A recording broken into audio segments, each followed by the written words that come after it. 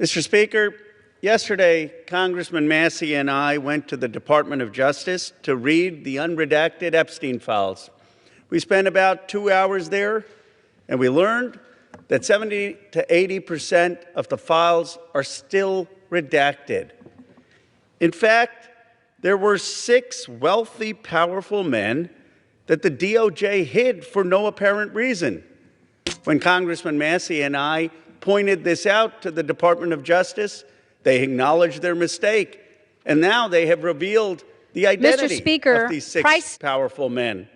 These men are Salvatore Navora, Zorab Mikaladze, Leopig Leonor, Nicola Caputa, Sultan Ahmed bin Sulayem, CEO of Dubai Ports World, and billionaire businessman Leslie Wexner, who was labeled as a co-conspirator by the FBI. Now, my question is, why did it take Thomas Massey and me going to the Justice Department to get these 6 men's identities to become public? And if we found 6 men that they were hiding in 2 hours, imagine how many men they are covering up for in those 3 million files. But the story gets worse. The reality is that Donald Trump's FBI scrubbed these files in March, long before Thomas Massey and I passed the Epstein Transparency Act. Thank you, Mr. Now, my bill is clear. The Epstein Transparency Act requires them to unredact those FBI files. And yet the Justice Department said to me and to Congressman Massey, we just uploaded whatever the FBI sent us. And guess what? The FBI sent scrubbed files.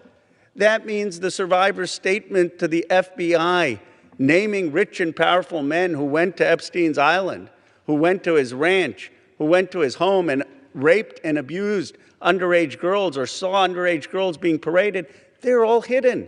They're all redacted. It's a little bit of a farce. They're inviting all the members of Congress to go to see the Department of Justice, quote unquote, unredacted files, but they've got all redacted files from the FBI. And it's not the fault of the Justice Department attorneys. They were just told upload things that Donald Trump's FBI had already scrubbed. It's a blatant violation of the Epstein Transparency Act, but it also asks a fundamental question. Who are they protecting? Why are they protecting these rich and powerful men, people I call part of the Epstein class? Why are we in a country where there is no elite accountability for people who do the most heinous things? You have in England the king now calling for an investigation and possible prosecution of his own brother. You have in Norway the princess who no longer has support to be the queen. And yet in the United States of America, we have someone in the cabinet, Howard Lutnick, who is all over these Epstein files, who allegedly had business with Epstein after he was convicted of pedophilia, and he still is in the cabinet. We need to ask ourselves, are we in America going to have elite accountability?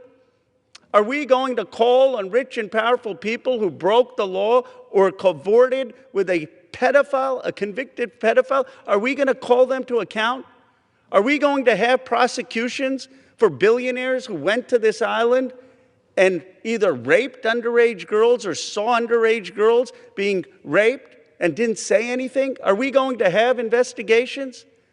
I'll tell you what this is about. It's not just about the 1,200 survivors. It's about 2 tiers of justice in America. It's about people who can accumulate wealth and power and don't have to care about the rest of America. They have destroyed so much of this country.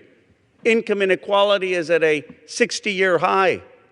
Worker salaries are less than they have been for 75 years as a part of GDP. Somehow this country seems to be working for the rich and powerful, but it's not working for ordinary working class Americans. I say enough.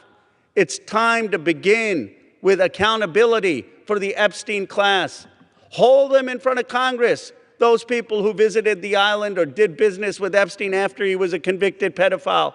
Investigate them, prosecute them, and let's return to democratic accountability in the United States of America. Let's return to one system of justice in the United States of America. Let's return to a place where every American has a stake in this country.